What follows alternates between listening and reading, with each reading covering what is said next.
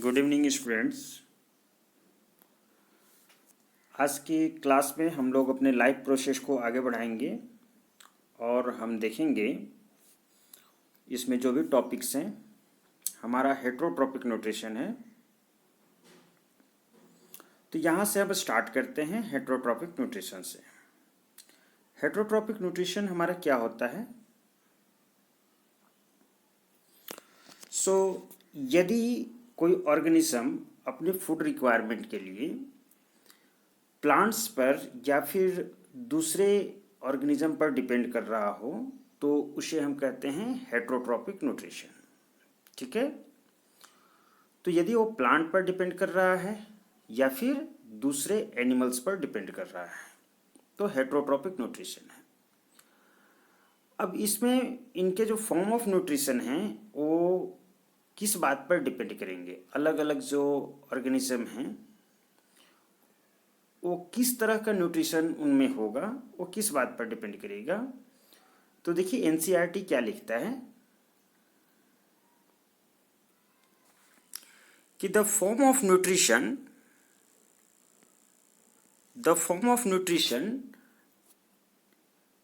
differs depending on the type and which availability of food material as well as how it is obtained by the organism। यानी कि food material क्या उन्हें लेना है, किस तरह के फूड को वो लेते हैं, इस पर डिपेंड करेगा उनका मेथड और सारा प्रोसेस, और साथ में वो किस तरह से लिया जाता है। एग्जाम्पल के तौर पर हम लोग देख सकते हैं कि जो घास खाने वाले हैं एनिमल्स, स्टेशनरी घास खाने वाले एनिमल्स हैं, ठीक है, जैसे कि डियर हैं, तो दौड़ दौड़ कर तो नहीं खाएंगे ना। डियर हैं तो डियर दौड़ दौड़ करके तो घास नहीं खाएंगे। लेकिन यदि एक लायन है तो लायन क्या करेगा? एक लायन जो है वो अपने शिकार का पीछा करता है। अब डियर को चूंकि फूड है ग्रास है, तो उसका जो दांत का जो भी होगा बनावट, शेप, और जो लायन का दांत का बनावट और शेप होगा वो दोनों क्या होगा बच्चों? अलग अलग होगा। तो मुंह का शेप, दांत का जो बनावट है, स्ट्रक्चर है, वो सभी अलग अलग होंगे। ठीक है, तो ये सब इस बात पर डिपेंड करता है कि किस तरह के फूड को लिया जा रहा है और कैसे लिया जा रहा है। ठीक है, अब यहाँ पर देखिए फूड को लेने के तरीके अलग अलग हैं, बहुत सारे तरीके हैं फूड को लेने के। ओके, जैसे कि हम देख सकते हैं some organisms break down the food material inside outside the body and then absorb it. Examples are fungi like bread molds, yeast and mushroom। देखिए ब्रेड मोल्ड्स में, ईस्ट में और मशरूम में क्या होता है कि उनके बॉडी से कुछ लिक्विड का सेक्रेशन होता है, और आसपास के जो भी चीज़ें होंगी ऑर्गेनिक चीज़ें, ठीक है, उनको वो क्या करेंगे कि उनको डिकम्पोज कर देंगे, सड़ा गला देंगे, और उसके बाद उनका बॉडी जो है उसे एब्जॉर्व कर लेगा। तो यहाँ पर फूड जो है वो बाहर में ही डिकम्पोज किया जा रहा है और फिर उसे बॉडी के द्वारा बाहर में ही, आउटसाइड में ही लिया जा रहा है, एब्जॉर्व किया जा रहा है। यहाँ मुंह से अंदर लेने की जरूरत नहीं हो रही है। ठीक है, और दूसरे तरह के ऑर्गेनिज्म हैं others take in whole material and break it down inside their bodies. और दूसरे कुछ ऑर्गेनिज्म हैं जो कि पूरा फूड मटेरियल को अपने माउथ के द्वारा अंदर लेते हैं, और अंदर शरीर के अंदर में उनके ऑर्गन सिस्टम होते हैं जिसमें कि वो फूड जाता है और उसका ब्रेक डाउन होता है, उसका डाइजेशन होता है। ठीक है, समझ रहे हो आप लोग?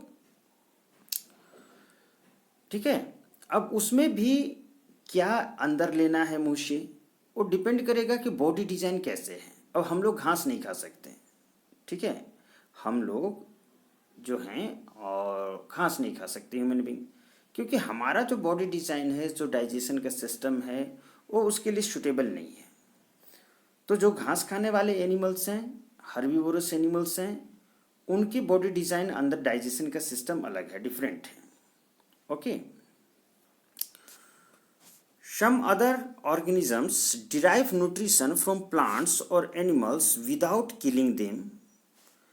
So this parasitic nutritive system is used variety of organism like, एक देखिए, अब ऐसा नहीं है कि दूसरे ऑर्गेनिज्म से यदि हम कोई एनिमल या प्लांट दूसरे ऑर्गेनिज्म पर डिपेंड कर रहा है, ठीक है, तो उसे किल करके ही वो उससे फूड को ऑब्टेन करेगा, ऐसा कोई ज़रूरी नहीं है। तो इसका एग्जाम्पल होता है बच्चों पैराजाइट्स जो भी होते हैं, पैराजिटिक न्यूट्रिशन उसे कहते हैं। तो वो दूसरे के, यानी कि उसे कहते हैं होस्ट, जिसके बॉडी पे रहते हैं, दूसरे के बॉडी पे रहते हैं, उसे कहते हैं होस्ट, और उसके बॉडी पे रहते हैं और वहाँ से अपना भोजन ऑब्टेन करते हैं, गेन करते हैं, और बदले में उन्हें हानि भी पहुंचाते हैं। तो ये पैराजिटिक टाइप ऑफ न्यूट्रिशन है, और ऐसे ऑर्गेनिजम्स को पैराजाइट्स कहते हैं, और जिस ऑर्गेनिज्म के बॉडी पर वो रहते हैं उन ऑर्गेनिज्म को हम होस्ट कहते हैं। क्लियर है मेरी बातें? चलिए देखते हैं। तो जैसे कि एग्जाम्पल्स के तौर पर यदि प्लांट्स में देखा जाए तो कसकटा आपने देखा होगा। कसकटा जो अमरबेल है वो एग्जाम्पल है आपका इसका। ऑर्किड्स, टीक, ये सारे इसके एग्जाम्पल्स हैं।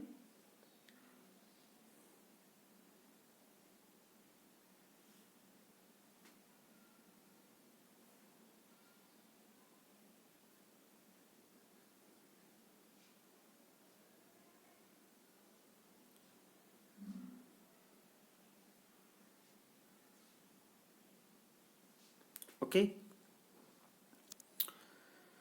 अब जो हमारा प्रोसेस है, अब हम अपने में आते हैं, ह्यूमन बीइंग में आते हैं, या कोई भी एनिमल जो है जब फूड को लेता है, मुंह से अंदर लेता है, तो उस फूड का क्या होता है? जब वो फूड को मुंह से अंदर लेता है तो उस फूड का क्या होता है? उस फूड को का डाइजेशन होता है। तो इस डाइजेशन का मतलब क्या है बच्चों?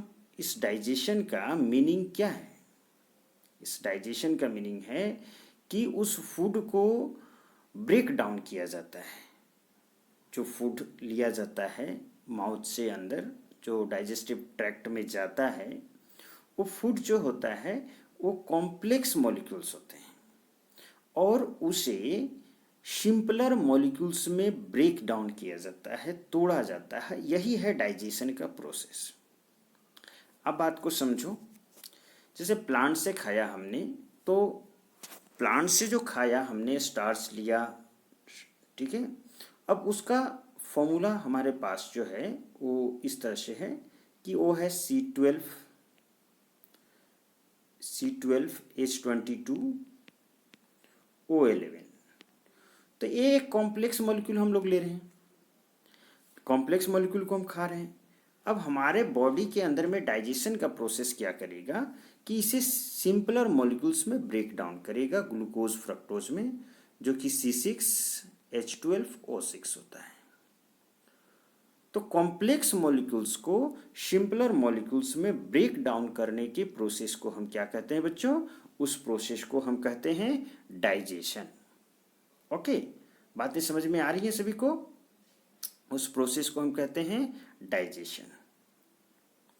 उसी तरह से प्रोटीन्स जो हैं वो एमिनो एसिड्स में डाइजेस्ट होते हैं, एमिनो एसिड्स में ब्रेक डाउन होते हैं, सिंपलर मॉलिक्यूल्स एमिनो एसिड्स है प्रोटीन का। फैट जो है फैटी एसिड्स में ब्रेक डाउन होते हैं। तो ये सारा प्रोसेस हमारा हो गया। Okay,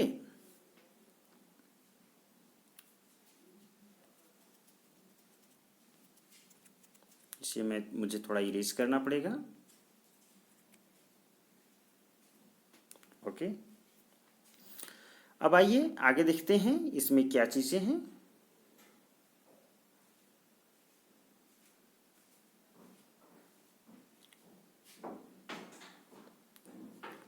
We eat various types of food which has to pass through the same digestive tract. Naturally, the food has to be processed to generate particles which are small and of the same texture. This is achieved by crushing the food with our teeth. Since the lining of canal is soft, the food is also wetted to make its passage smooth. तो ठीक है, ये सारी चीज़ें। अब digestion का जो process है वो स्टार्ट कहाँ से होता है? तो डाइजेशन का प्रोसेस बच्चों हमारा स्टार्ट हो जाता है right from the mouth. Right from the mouth हमारा डाइजेशन का प्रोसेस जो है वो स्टार्ट हो जाता है। ठीक है, उसके बाद ये एक माउथ, हमारे माउथ में जो है एक सैलिवरी, एक तरह का वाटरी सब्सटेंस निकलता है। हमारा माउथ वाटर करता है, वाटरी सब्सटेंस निकलता है। तो ये क्या होता है? ये जो लिक्विड होता है हमारे माउथ में, तो उस डाइजेशन में हेल्प करता है। वो कहाँ से निकलता है? तो हमारे माउथ में सैलिवरी ग्लैंड्स होते हैं, आप देख सकते हो। यहाँ पर नहीं दिया हुआ है फिगर में, ऐसे लिखा हुआ नहीं है, बट यहाँ पर इस लोकेशन में हमारे यहाँ सैलिवरी ग्लैंड्स होते हैं। ठीक है, तो ये सैलिवरी ग्लैंड्स जो होते हैं ये एक लिक्विड का सेक्रेशन करते हैं जिसे कहते हैं हम लोग शालिवा। आप देख सकते हो इस लिक्विड को हम लोग कहते हैं शालिवा, और ये सैलिवरी ग्लैंड से निकलता है हमारा। और इसमें सालिवा में एक एंजाइम पाया जाता है। उस एंजाइम का क्या नाम है बच्चों? उस एंजाइम का नाम है सैलिवरी अमाइलेज। उस एंजाइम का क्या नाम है? Salivary amylase. तो एंजाइम क्या होते हैं? एंजाइम का क्या फंक्शन होता है? एंजाइम क्या करते हैं? एंजाइम्स जो होते हैं वो केमिकल रिएक्शन करते हैं, कैटलिस्ट का काम करते हैं। वो हमारे ये जो ब्रेक डाउन का प्रोसेस है उस ब्रेक डाउन के प्रोसेस को कंप्लीट करवाते हैं। ठीक है, जैसे हमारे केमिकल कैटलिस्ट होते हैं किसी भी केमिकल रिएक्शंस को कंप्लीट करने के लिए, उसके रिएक्शन रेट को बढ़ाने के लिए होते हैं, उसी तरह से बच्चों हमारे पास ये होते हैं एंजाइम्स होते हैं। ये बायोलॉजिकल कैटलिस्ट है, यानी कि जो बायोलॉजिकल रिएक्शंस हो रहे हैं, रिएक्शंस क्या हो रहे हैं? जो फूड जो है कॉम्प्लेक्स मॉलिक्यूल्स सिंपलर मॉलिक्यूल्स में ब्रेक डाउन हो रहा है, तो ये बायोलॉजिकल रिएक्शंस है। एक केमिकल रिएक्शंस है जो कि हमारे बॉडी के अंदर में हो रहा है, तो बायोलॉजिकल केमिकल रिएक्शन है, बायोकेमिकल रिएक्शंस है। तो इस बायोकेमिकल रिएक्शंस को कंप्लीट कराने के लिए ये एंजाइम्स अपना रोल प्ले करते हैं। तो इस सैलिवा में सैलिवरी अमाइलेज एंजाइम पाया जाता है जो कि स्टार्च को ब्रेक्स डाउन स्टार्च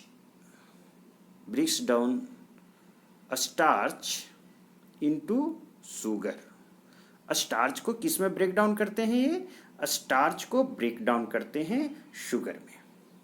तो याद रखना है बच्चों आपको कि सैलिवा, सैलिवरी ग्लैंड से सैलिवा निकलता है।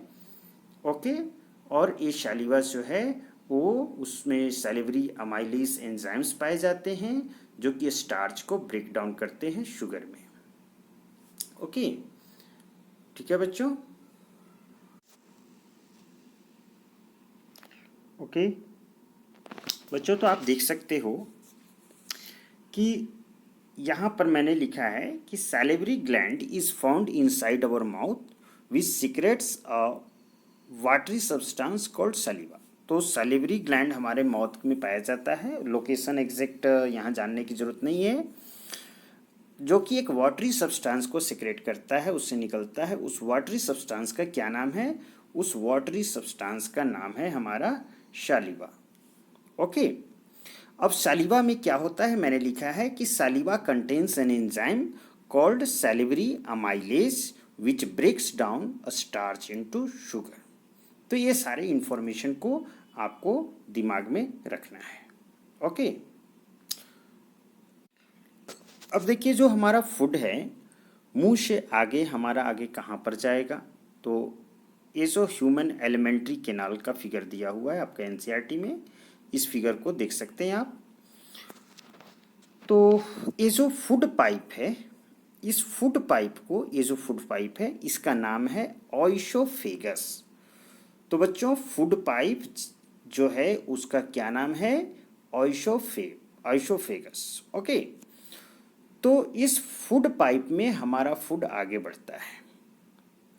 तो कैसे आगे बढ़ता है, उसका मूवमेंट का क्या तरीका होता है फूड, तो काफ़ी स्लो स्पीड से फूड आगे बढ़ता है। इवन हमारे पूरे डाइजेस्टिव ट्रैक्ट में, पूरे ह्यूमन एलिमेंट्री कैनाल में जहाँ भी फूड को बढ़ना है वो काफ़ी स्लो स्पीड से बढ़ेगा। तो इसको फूड को आगे बढ़ने का हमारे पास जो प्रोसेस होता है, उस प्रोसेस को हम यहाँ देखेंगे। उसको एक खास टाइप का मूवमेंट होता है। इनके मसल्स में ये जो फूड पाइप होते हैं, फूड पाइप एक खास तरह के उनके जो लाइनिंग होते हैं, उनके जो वॉल होते हैं, लाइनिंग होते हैं, उनमें खास तरह के मसल्स पाए जाते हैं। ओके, तो वो जो मसल्स होते हैं वो सिकुड़ते हैं, फैलते हैं, सिकुड़ते हैं, फैलते हैं, और इस तरह से धीरे धीरे फूड को पुश करते हैं आगे की तरफ। तो इन मसल्स के इस तरह से मूवमेंट को, जिसके कारण फूड आगे बढ़ता है हमारा, इस तरह के मूवमेंट को हम कहते हैं बच्चों पेरिस्टाल्टिक मूवमेंट। ओके, तो यहाँ देखिए, the lining of canal has muscles, the lining of canal has muscles that contract rhythmically in order to push the food forward. और इस तरह के मूवमेंट को क्या कहते हैं बच्चों, पेरिस्टाल्टिक मूवमेंट। ओके, तो पेरिस्टाल्टिक मूवमेंट क्या होता है, तो पेरिस्टाल्टिक मूवमेंट का डेफिनेशन, पेरिस्टाल्टिक मूवमेंट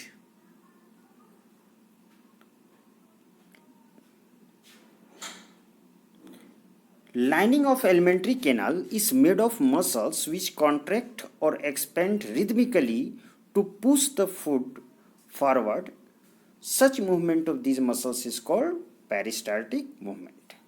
तो एलिमेंट्री कैनाल के लाइनिंग में जो मसल्स होते हैं उनकी एबिलिटी होती है, उनकी ऐसी उनमें होती है चीज़ कि वो कॉन्ट्रैक्ट और एक्सपेंड करते हैं एक लय में रिदमिकली, और इसके कारण हमारा फूड जो है वो आगे की तरफ एलिमेंट्री कैनाल में, ट्रैक्ट में आगे की तरफ वो बढ़ता जाता है। तो इन मसल्स के मूवमेंट को, इस तरह के मूवमेंट को हम कहते हैं पेरिस्टाल्टिक मूवमेंट। ओके, तो बातें समझ में आ रही हैं। चलिए अब आगे की तरफ देखते हैं। अब बच्चों, फूड पाइप के द्वारा फूड जो है वो कहाँ पर पहुँचेगा, तो माउथ से फूड को फूड पाइप के द्वारा स्टोमिक में ले जाया जाएगा, स्टोमिक में ले जाया जाएगा। ठीक है, तो यहाँ पर फिगर में आप देख सकते हो, ये हमारा यहाँ पर ये स्टोमिक है, तो इस स्टोमिक में हमारा फूड पहुँचता है। ठीक है, उसके बाद स्टोमिक में फूड का डाइजेशन होगा। तो स्टोमिक में फूड का डाइजेशन किस किस तरह कैसे होता है वो सब हम लोग अभी पढ़ेंगे। पहले स्टोमिक के बारे में एनसीईआरटी क्या कहता है उस चीज़ को समझते हैं। The stomach is a large organ which expands when food enters it. The muscular walls of the stomach help in mixing the food thoroughly with more digestive juices. तो स्टोमिक एक बड़ा ऑर्गन है, लार्ज ऑर्गन है, और जब food इसमें आता है तो ये एक्सपेंड करता है साइज में। तो ये आप कह सकते हो कि इसका फ्लेक्सिबल साइज होता है, इसके वॉल मसल्स इस तरह के होते हैं कि ये फ्लेक्सिबल साइज का होता है। ये साइज बड़ा छोटा कर सकता है डिपेंडिंग ऑन कि कितना फूड, कैसा फूड इसमें जा रहा है। और इसके वॉल से, जो मस्कुलर वॉल हैं, मसल के बने हुए वॉल हैं, उससे जूसेस निकलते हैं, डाइजेस्टिव जूसेस निकलते हैं, और वो डाइजेस्टिव जूसेस फूड में मिक्स होते हैं और फिर फूड का फर्दर डाइजेशन करते हैं। तो हम लोग देखेंगे कि कौन कौन से जूस में क्या क्या चीज़ें पाई जाती हैं जो हमारा स्टोमिक में हमारा जो डाइजेस्टिव जूस है। तो देखिए,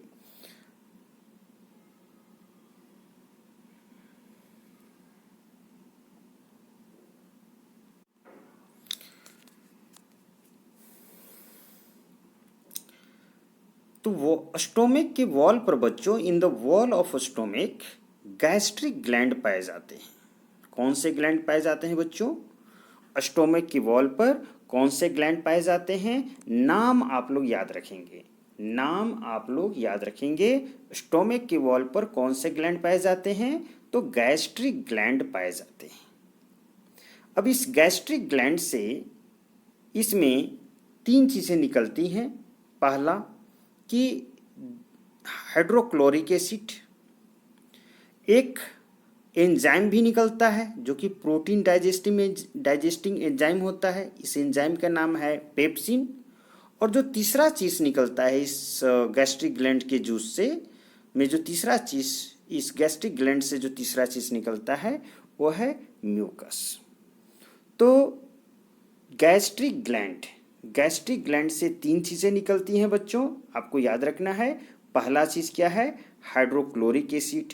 दूसरा चीज़ क्या है कि एक प्रोटीन डाइजेस्टिंग एंजाइम होता है जिसका नाम है पेप्सिन, ये प्रोटीन का डाइजेशन करेगा। और तीसरा जो चीज़ है वो है म्यूकस। अब इन तीनों का फंक्शन क्या है, रोल क्या है, हम लोग एक एक करके समझेंगे, ठीक है। तो हाइड्रोक्लोरिक एसिड जो है वो फूड के मीडियम को एसिडिक बनाता है। हाइड्रोक्लोरिक एसिड फूड के मीडियम को क्या बनाता है? एसिडिक। हाइड्रोक्लोरिक एसिड का देखिए क्या लिखा हुआ है कि hydrochloric acids create an acidic medium which facilitates the action of the enzyme pepsin. तो ये जो पेप्सिन है जो कि प्रोटीन का डाइजेशन करेगा बच्चों, ये प्रोटीन के डाइजेशन करने के लिए जो पेप्सिन एंजाइम है इसको फंक्शन करने के लिए कंडीशन है। कंडीशन क्या है कि फूड का मीडियम एसिडिक होना चाहिए, तभी ये फंक्शन कर पाएगा, तभी ये प्रोटीन का डाइजेशन कर पाएगा। तो फूड का मीडियम एसिडिक बनाने के लिए हाइड्रोक्लोरिक एसिड फूड के साथ मिक्स होता है, ठीक है। फूड के चारों तरफ मिक्स होता है तो फूड जो है वो एसिडिक हो जाता है। और फिर तब पेप्सिन जो एंजाइम है वो प्रोटीन पर अपना एक्शन करता है और प्रोटीन का डाइजेशन करता है। ओके। हाइड्रोक्लोरिक एसिड और क्या काम कर सकता है? आप गेस कीजिए कि और क्या क्या काम कर सकते हैं। हाइड्रोक्लोरिक एसिड कुछ वैसे बैक्टीरियाज वगैरह आ जाते हैं फूड के साथ, तो उनको भी किल करने का काम करता है। अच्छा, अब एक बड़ा क्वेश्चन है, एक बिग क्वेश्चन, बड़ा क्वेश्चन ये है कि ये एसिड है, हाइड्रोक्लोरिक एसिड बच्चों क्या है? हमारा एसिड है। तो ये एसिड स्टोमक के वॉल को हानि पहुंचा सकता है। क्लियरली कोई भी एसिड ऑर्गन को हानि पहुंचा सकता है, ठीक है। हमारे हाथ पर एसिड पड़ जाए तो हानि पहुंच सकता है। तो ये हाइड्रोक्लोरिक एसिड भी ऑर्गन को डैमेज कर सकता है, वॉल को डैमेज कर सकता है, स्टोमक के वॉल को। इसके लिए कुछ प्रोटेक्शन मैकेनिज्म है और यही फंक्शन होता है बच्चों म्यूकस का। तो म्यूकस क्या करता है? The mucus protects the inner lining of the stomach from the action of the acid under normal condition. ये म्यूकस जो है स्टोमक के पूरी वॉल पर एक लेयर बनाता है और उस लेयर के कारण हाइड्रोक्लोरिक एसिड जो है वो वॉल के मसल्स के डायरेक्ट कांटेक्ट में नहीं आ पाता है और वो किसी भी तरह का करसिव एक्शंस नहीं कर पाता है, ठीक है। तो बच्चों इसके देख लेते हैं नोट्स को कि स्टोमक जो अभी तक हमने पढ़ा इसमें कि stomach is a large organ which has adjustable size according to food। Stomach का साइज जो है वो एडजस्टेबल होता है ना। फिर हमने पढ़ा कि wall of stomach has gastric gland which releases 3 things. Stomach के वॉल में कौन सा ग्लैंड होता है बच्चों? तो स्टोमक की वॉल में गैस्ट्रिक ग्लैंड होता है। मैं बार बार रिपीट कर रहा हूँ, ये सारे चीज़ें रट्टा मार लेने हैं बिल्कुल। तो स्टोमक की वॉल में गैस्ट्रिक ग्लैंड होता है जिससे 3 चीज़ें निकलती हैं। पहली चीज़ क्या है? Hydrochloric acid. हाइड्रोक्लोरिक एसिड का फंक्शन क्या है कि it makes the medium acidic so as to pepsin enzyme can work on proteins. दूसरा चीज़ है pepsin enzyme, it converts proteins into peptones. और तीसरा जो है mucus, mucus forms protective layer on the wall of the stomach and prevents it from the corrosive action of hydrochloric acid. तो I hope कि आपको सारी बातें समझ में आ गई। तो अब आगे देखते हैं।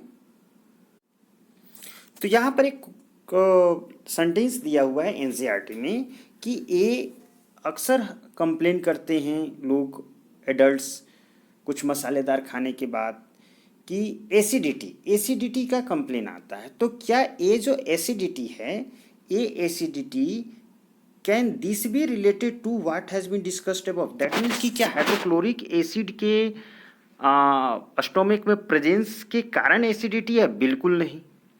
ठीक है, इस एसिडिटी का रीज़न समथिंग एल्स है। यहाँ पर आपको याद रखना है कि हाइड्रोक्लोरिक एसिड से पेट की जो एसिडिटी होती है मसालेदार वगैरह खाने के बाद, उसका कोई रिलेशन नहीं है। ओके, तो आगे बढ़ते हैं, देखते हैं। अब स्टोमिक से फूड जो है वो कहाँ पर पहुँचेगा? तो स्मॉल इंटेस्टाइन में पहुँचता है। स्मॉल इंटेस्टाइन में पहुँचने के लिए स्टोमिक के एंड में, कि जो स्टोमिक है हमारे पास, स्टोमिक के एंड में बच्चों एक खास तरह के मसल्स होते हैं।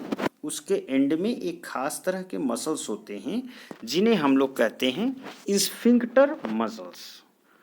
क्या कहते हैं बच्चों? Sphincter muscles. मैं लिख दूंगा। तो ये स्फिंक्टर मसल्स जो होते हैं ये और कहाँ पाए जाते हैं? हमारे एनस में पाए जाते हैं। एनस के जो ओपनिंग्स हैं आउटसाइड के लिए, वहाँ पर पाए जाते हैं। ये स्फिंक्टर मसल्स ये इंश्योर करते हैं कि फूड जो है वो धीरे धीरे करके स्टोमिक से स्मॉल इंटेस्टाइन में आए, गिरे।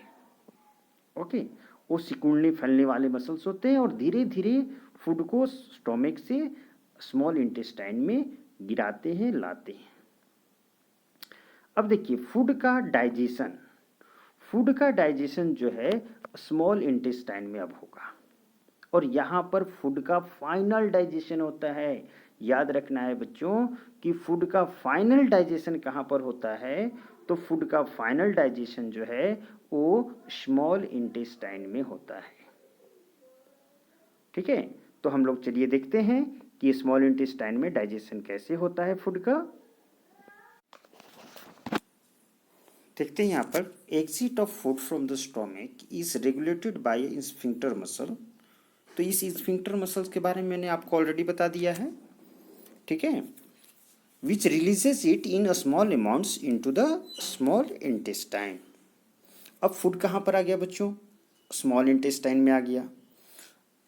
अब स्मॉल इंटेस्टाइन के बारे में क्या है कि this is the longest part of the alimentary canal which is fitted into a compact space because of extensive coiling. तो एलिमेंट्री कैनाल का सबसे लंबा पार्ट, सबसे लॉन्गेस्ट पार्ट होता है, सबसे लंबा होता है एलिमेंट्री कैनाल। नेचुरल है। ठीक है, तो length of the small intestine किस पर डिपेंड करेगा? तो length of the small intestine, अलग अलग जो एनिमल्स होंगे उनमें अलग अलग लेंथ होगा स्मॉल इंटेस्टाइन का, और जो लेंथ है वो डिपेंड करता है किस बात पर? The length of the small intestine differs in various animals depending on the food they eat. वो क्या भोजन खाते हैं उस पर डिपेंड करता है। ठीक है, यदि वो घास खाने वाले एनिमल्स हैं, हर्बीवोरस एनिमल्स हैं, तो उनका लंबा स्मॉल इंटेस्टाइन होगा, क्योंकि जो सेलुलोज है घास में पाया जाने वाला, ग्रास में पाया जाने वाला, उस सेलुलोज को पचाने में काफ़ी समय लगता है। और जो कार्निवोरस एनिमल्स होंगे उन्हें मीट पचाना है, तो मीट को पचाना आसान है। ठीक है, तो meat is easier to digest, hence carnivorous like tigers have a shorter small intestine and herbivorous eating grass needs a longer small intestine to allow the cellulose to be digested। तो समझ में आ रही हैं बातें? ये स्मॉल इंटेस्टाइन के बारे में कुछ जानकारी थी। अब हम लोग देखेंगे कि स्मॉल इंटेस्टाइन में डाइजेशन हमारा किस तरह से होगा। देखिए, स्मॉल इंटेस्टाइन जो है वहाँ पर कंप्लीट डाइजेशन होता है। याद रखना है बच्चों कि स्मॉल इंटेस्टाइन में आकर फूड का कंप्लीट डाइजेशन होता है। तो this is site of the complete digestion, this is site of the complete digestion, complete digestion of 1 minute, this is site of the complete digestion of carbohydrates, proteins and fats। इनका complete digestion यहाँ पर होगा। Okay, तो यहाँ पर liver और pancreas से भी जूस आते हैं, लीवर और पैंक्रियाज से भी सिक्रीशन होता है। ओके, तो यहाँ पर टोटल आप देख सकते हो फिगर में,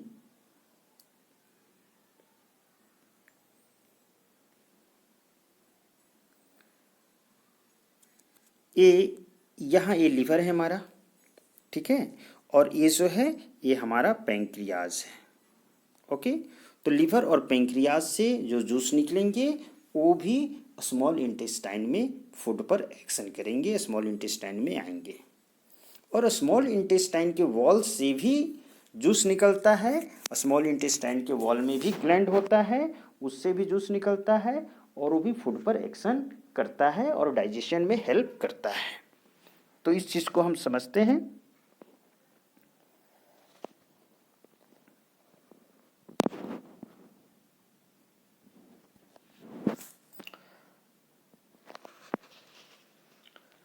अब देखिए, जो पैंक्रियाज में एंजाइम्स हैं बच्चों, उन्हें हम कह देंगे पैंक्रियाटिक एंजाइम्स, एक साथ कम्युलेटिव फॉर्म में ऑल टुगेदर पैंक्रियाटिक एंजाइम्स कह देंगे। तो जो एंजाइम्स हैं वो इस पर एक्ट कर सकें, फूड पर एक्ट कर सकें, इसके लिए फूड का मीडियम अल्कलाइन होना चाहिए। ठीक है, जैसे कि हमने पढ़ा था स्टोमक में कि स्टोमक में पेप्सिन एंजाइम को वर्क करने के लिए फूड का मीडियम एसिडिक होना चाहिए, उसी तरह से स्मॉल इंटेस्टाइन में फूड पर पैंक्रियाटिक एंजाइम्स के एक्ट करने के लिए फूड का मीडियम एल्केलाइन होना चाहिए। तो इसके लिए क्या है उपाय? इसका उपाय ये है कि लीवर से जो आया है ना जूस, उसे कहते हैं हम लोग बच्चों bile juice from the liver, उसे कहते हैं बाइल जूस। तो बाइल जूस जो लीवर से आता है वो एक काम करता है, वो फूड के मीडियम को क्या करता है, अल्कलाइन कर देता है। ठीक है, तो याद रहेगा बाइल जूस जो लीवर से आता है उसका क्या काम है बच्चों, तो फूड के मीडियम को अल्कलाइन बना देना ताकि पैंक्रियाटिक एंजाइम्स जो हैं उस फूड पर एक्शन कर सके। उसके अलावा और बाइल जूस का और क्या फंक्शन है, और क्या रोल है, और क्या काम है, तो एक फैट्स पर एक्ट करता है। कैसे एक्ट करता है? जो fats are present in the intestine in the form of large globules which makes it difficult for enzymes to act on them। तो फैट्स जो होते हैं, जो कि स्मॉल इंटेस्टाइन में जो फैट्स पहुंचे हुए हैं भोजन में, वो फूड में वो लार्ज ग्लोब्यूल्स के फॉर्म में होते हैं, बड़े बड़े वो ग्लोब्यूल्स के फॉर्म में होते हैं। तो उन्हें छोटे छोटे ग्लोब्यूल्स में ब्रेक करना जरूरी है। क्यों? क्योंकि एंजाइम्स जो भी यहाँ पर प्रेजेंट हैं वो उन फैट्स का डाइजेशन कर सकें, इसके लिए सरफेस एरिया बढ़ना चाहिए। तो यदि लार्ज ग्लोबुल्स के फॉर्म में तो सरफेस एरिया कम है, अब यदि छोटे छोटे ग्लोबुल्स के फॉर्म में उसे कर दिया जाए तो सरफेस एरिया हमारा क्या हो जाएगा, इंक्रीज कर जाएगा। और सरफेस एरिया इंक्रीज करने से क्या होगा कि अच्छी तरह से वो एंजाइम्स इस फैट को का डाइजेशन कर पाएंगे, उनका जो एंजाइम एक्शन का एफिशिएंसी है बच्चों वो बढ़ जाएगा। ठीक है,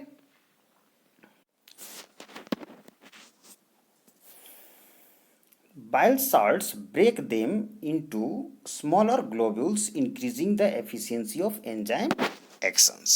ओके, सो ये जो है सॉप का जिस तरह से इमल्सिफाइंग एक्शन होता है उसी तरह से ये एक्ट करते हैं। जैसे डॉट पर सॉप जो है, सॉप का एक्शन होता है, उसी तरह से ये ग्लोबुल्स पर एक्ट करते हैं और उसे छोटे छोटे ग्लोबुल्स में तोड़ते हैं। अब आते हैं हम लोग पैंक्रियास में। जो पैंक्रियास से निकलता है पैंक्रियाटिक जूस, उसमें एंजाइम्स रहते हैं कौन कौन से, तो pancreas secrets pancreatic juice which contains enzymes like trypsin for digesting proteins and lipase for breaking down emulsified fats। तो उसमें ट्रिप्सिन होते हैं एंजाइम। ट्रिप्सिन जो होते हैं वो प्रोटीन का डाइजेशन करेंगे बच्चों, और लाइपेज एंजाइम होता है जो कि फैट्स का डाइजेशन करेगा। इमल्सिफाइड फैट्स, अभी इमल्सिफाइड बाइल जूस ने किया है उसे। तो फैट्स का डाइजेशन करने के लिए लाइपेज होते हैं पैंक्रियाटिक जूस में, और प्रोटीन का डाइजेशन करने के लिए ट्रिप्सिन होते हैं। ये आपको याद रखना है, ठीक है। तो पैंक्रियाज से जो पैंक्रियाटिक जूस निकलता है उसमें दो एंजाइम्स का नाम यहाँ पर दिया हुआ है एनसीईआरटी में, ट्रिप्सिन का जो कि प्रोटीन का डाइजेशन करता है, और लाइपेज का जो कि फैट्स का डाइजेशन करता है। अब आते हैं तीसरा सोर्स हमारा जूस का, तो स्मॉल इंटेस्टाइन का वॉल। स्मॉल इंटेस्टाइन की वॉल में the walls of the small intestine contains glands which secrete intestinal juices. तो स्मॉल इंटेस्टाइन के वॉल में भी ग्लैंड होते हैं, उससे जो जूस निकलेगा उस जूस को हम क्या बोलेंगे, इंटेस्टिनल जूस। और उस जूस में भी एंजाइम्स होंगे, और वो जो एंजाइम्स होंगे वो फूड को फाइनली डाइजेस्ट कर देंगे, है ना। तो फाइनल डाइजेशन वो कर देंगे स्मॉल इंटेस्टाइन के जो जूस होंगे, जो उसके वॉल पर अवेलेबल जो ग्लैंड्स हैं उससे निकलते हैं। तो फाइनल डाइजेशन किस में होता है, तो प्रोटीन्स का एमिनो एसिड्स में याद रखना है, और कार्बोहाइड्रेट्स का ग्लूकोज में, और फैट्स का फैटी एसिड्स और ग्लिसरॉल में। तो ये याद रखना है आपको कि फूड का फाइनल डाइजेशन किस में होता है, तो प्रोटीन्स का एमिनो एसिड्स में, कार्बोहाइड्रेट्स का ग्लूकोज में, और फैट्स का फैटी एसिड्स और ग्लिसरॉल में। ओके, अब हम लोग अपने यहाँ तक जो हम लोगों ने पढ़ा है स्मॉल इंटेस्टाइन में डाइजेशन, उसे हम समराइज कर लेते हैं। Digestion is in small intestine. Small intestine के बारे में सबसे पहले जो नोट्स हैं कि small intestine is the longest in alimentary canal. Its length depends on food taken by animal. तो क्या फूड खाते हैं एनिमल उस पर डिपेंड करता है इसकी लंबाई। हर्बीवोरस का लॉन्गर होगा, herbivorous have longer small intestine, क्योंकि वो सेलुलोज को डाइजेशन करना होता है which takes long time. Carnivorous have short small intestine, क्योंकि मीट को पचाना रिलेटिवली क्या है, इजियर टू डाइजेस्ट। उसके बाद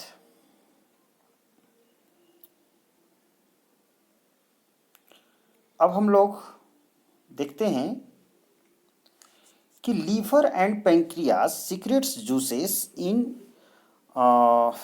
स्मॉल इंटेस्टाइन। स्मॉल इंटेस्टाइन में लीवर से जूस आता है और पैंक्रियास से जूस आता है।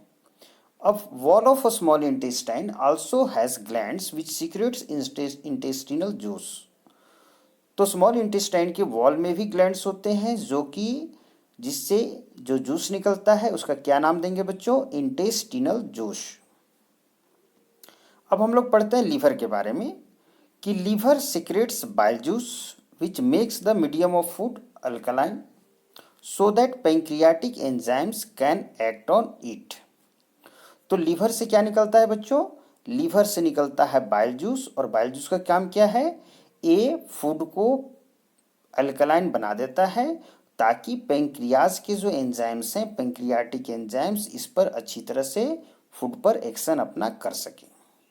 बाइल जूस का एक दूसरा फंक्शन भी है बच्चों। दूसरा फंक्शन बाइल जूस का क्या है,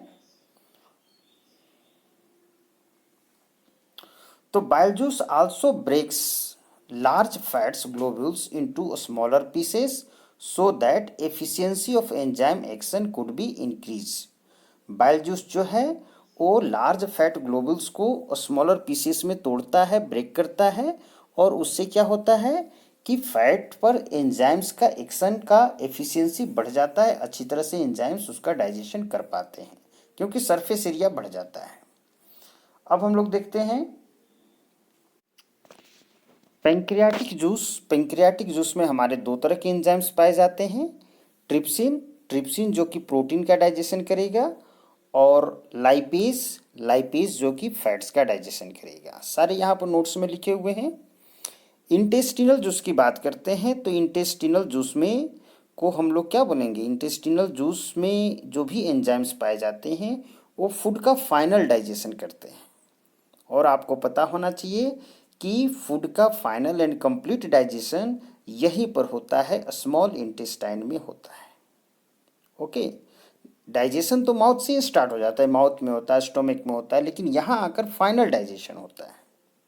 ओके, तो प्रोटीन्स ये जो इंटेस्टिनल जूस में जो एंजाइम्स पाए जाते हैं वो किसका किस में कन्वर्जन करते हैं, फाइनल डाइजेशन करते हैं। तो प्रोटीन्स का एमिनो एसिड्स में याद रखना है बच्चों, कार्बोहाइड्रेट्स का ग्लूकोज में, और फैट्स का फैटी एसिड्स और ग्लिसरॉल में। तो आज की क्लास में यहीं पर समाप्त करता हूँ, और अगले क्लास में हम लोग आगे बात को बढ़ाएंगे कि ये जो फाइनल डाइजेशन हो चुका फूड का, तो ये मॉलिक्यूल्स जो हैं वो ब्लड में कैसे मिक्स होंगे, यानी स्मॉल इंटेस्टाइन से ब्लड में ये कैसे मिक्स होंगे। इस प्रोसेस को, इस मैकेनिज्म को हम लोग समझेंगे नेक्स्ट क्लास में। और उसके आगे जो अनडाइजेस्टेड फूड है वो लार्ज इंटेस्टाइन में चला जाता है, फिर उसका क्या होता है, तो वो सारी बातों को, चीज़ों को पढ़ते हुए digestion in human beings, nutrition in human beings को हम लोग कंप्लीट करेंगे। और उसके बाद हमारा जो नेक्स्ट टॉपिक होगा वो होगा रेस्पिरेशन, उसको भी अगले वीडियो में हम लोग स्टार्ट कर देंगे। ठीक है बच्चों, गुड नाइट।